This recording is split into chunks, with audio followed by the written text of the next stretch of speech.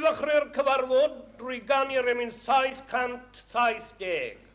Mi glywodd dynnu'r lais yn galw arna fi i ddod y golchi maiau i gyd yn afon Calfari. Yr emyn 770. Mi glywodd dynnu'r lais yn galw arna fi.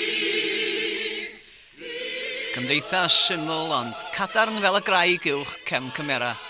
Dyna leoliad eu hyddoliad, a'r fangreg gysegredig a sbrydolodd Curlow Vosper i rewir olygfa am byth ar ganfas.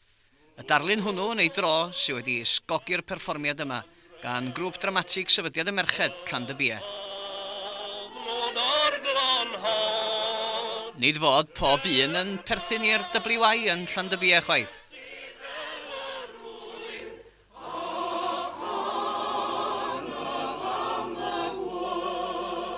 Erbyn gwyl dewi eleni yr ysgrifennwyd y cyflwyniad llafar yma, ac wedi ennill y gystadleuaeth leol yn Llanelli ar un ranbarthol yng Nghaerdydd, y grŵp yma di'r unig un o'r de fydd yn y rownd ola.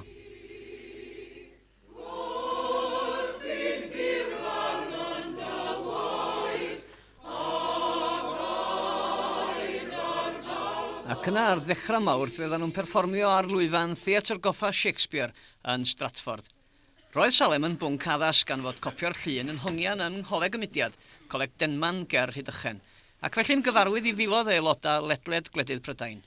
Trown at yr arglwydd mewn gweddi, cynorthwya ni o dad nefol, i ddod yn hyderus at o'r seddfaen cygras yr awr hon.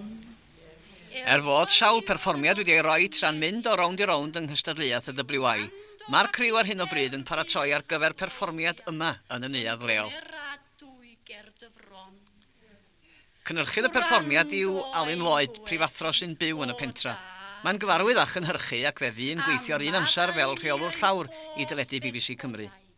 Aelodures a'r llefarydd yw Dei Tomos, ac mae'n gobeithio bydd y llefaru'n fodd i bawb ddilyn y stori a mwynhau ysbryd y canu a'r gweddio, efallai heb ddeall y geiriau. Amen. By'r paratoi ar dysgu'n waith hir a blinedig, ac fe dreuliodd Dei Tomos lawer amser yn ymchwilio i gefndir y darlun o Salem a beintiwyd ym 1908, ac i gefndir y cymeriadau hynod anfarwolwyd. Mae Vosper yn byw tu allan i Llandyfri.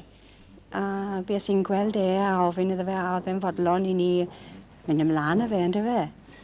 A wir oedd e'n eitha balon. O, da iawn. A y peth mawr wrth gwrs ynglyn â llun Salem ydy'r diafol yn y siol gan Sian Owen. Ydy'r diafol yn dod i mewn i'ch stori chi hefyd? O, mae'r peth mawr dyn ni am y diafol yn oes e. Mae'n debyg pan oedd Vosper yn gwneud y llun, gan oedd Sian Owen mor hen ac oedd hi'n symud, dyma fe'n dod yn mewn â model tilwr.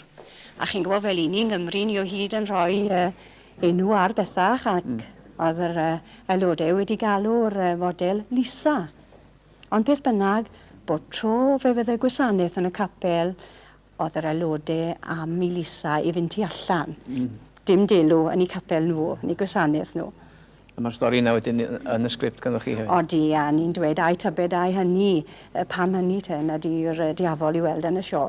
Ydych chi'n teimlo'n bryderus bod chi'n mynd rwan i Stratford ac i ganolfan drama wel yn Lloegr beth bynnag ar cefndir efo Shakespeare? Dwi'n meddwl bod ni wedi meddwl llawer ynglyn â'r peth eto, ond oherwydd mae un peth i'r llall, ddechreuon ni'n Llanelli, tua mis Mawrth dytha, wedyn bydd rhaid ni fynd i Gaerdydd, a wedyn bydd y wisio nhw'n fynd i Stratford nawr, ni'n ffod dod i fe mlaen yn y neuadd fan hyn. Felly mynd o un peth i'r llall, mae fel gêm ffwtbol os maen nhw, chi'n mynd o un gêm i'r llall, cymryd gêm fel mae'n dod.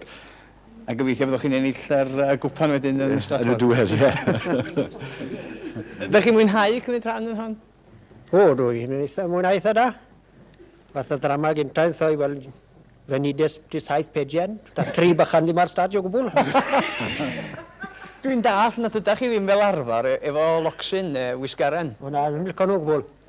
Ond ydych chi'n gorfod tyfu'n bob tro ydych chi'n gwneud perfformiad, dwi'n dall? Dwi'n waith i fi difyn o nawr. Pa mor anodd dim di mewn i ysbryd y ddrama yn y gwisgoedd ag ati? O, dim yn anodd o gwbl. unwaith ydych chi'n dod i'r gwisgarno, fi'n credu chi mynd mewn i'r ddrama straight away. Beth amdano chi gweddill na chi ferched? Da chi wedi mwynhau cymryd rhan? O, dim.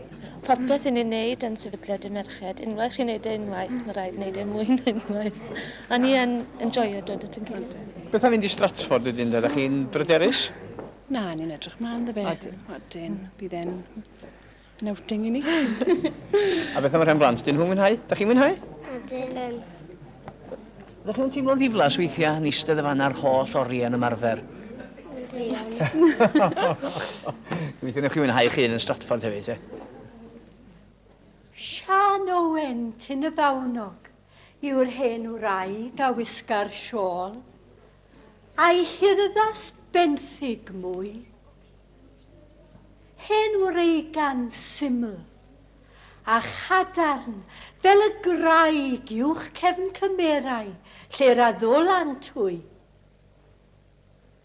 Y cwmni gwledig ar ddiarffordd hynt. Sian Owen, William Sean, ac Owen Sean. Robert Willias o Gaer Meddygynt, a Laura Tyn y Biarth, mwy neu thôn.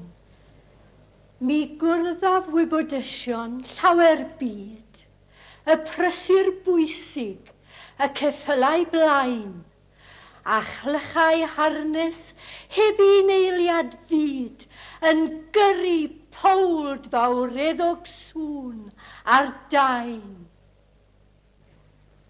Mor felys wedyn yw eich byd di-sôn. Sian Owent yn y fawnog, William Sean.